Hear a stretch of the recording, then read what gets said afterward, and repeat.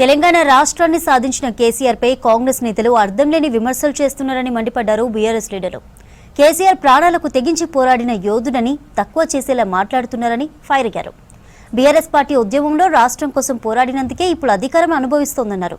కేసీఆర్కు ఎప్పుడు ఎలా ఏం చేయాలి, ప్రజల్లోకి ఎప్పుడు రావాలనేది అన్నీ క్లియర్గా తెలుసన్నారు గులాబీ లీడర్స్.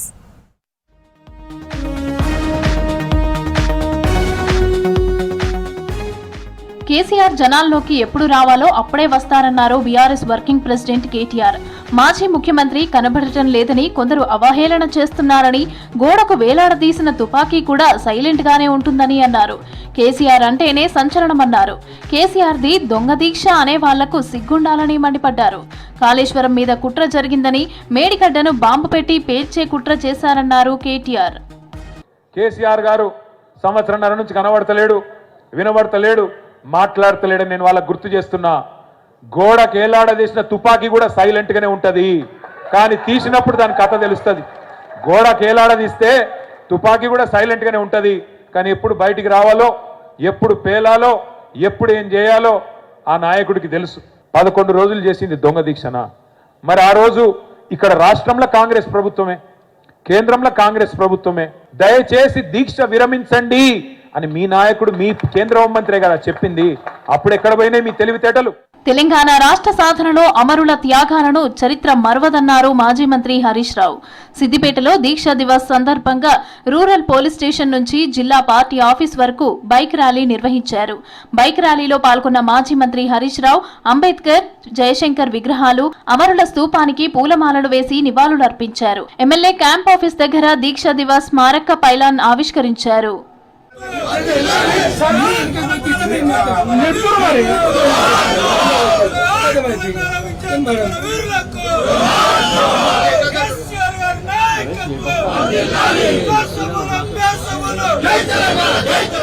డిప్యూటీ సీఎం బట్టి విక్రమార్క, మంత్రి శ్రీధర్ బాబుకు కౌంటర్ ఇచ్చారు మాజీ మంత్రి హరీష్ రావు.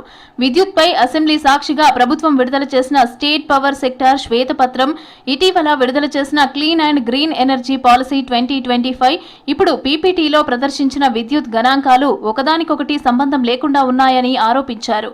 ప్రభుత్వానికి కమిషన్లపై ఉన్న శ్రద్ధ పాలసీపై లేదని విమర్శించారు.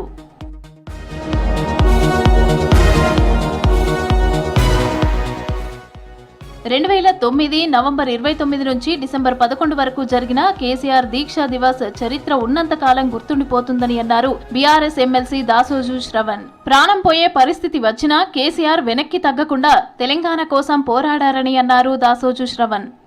దీక్షను వదిలిపెట్టను అని చెప్పని 11 రోజుల పాటు ఆయన దీక్ష కొనసాగించిండు. తెలంగాణ రాష్ట్రం ఇవాళ ఇట్లొచ్చింది అంటే ఆయన కృషియే.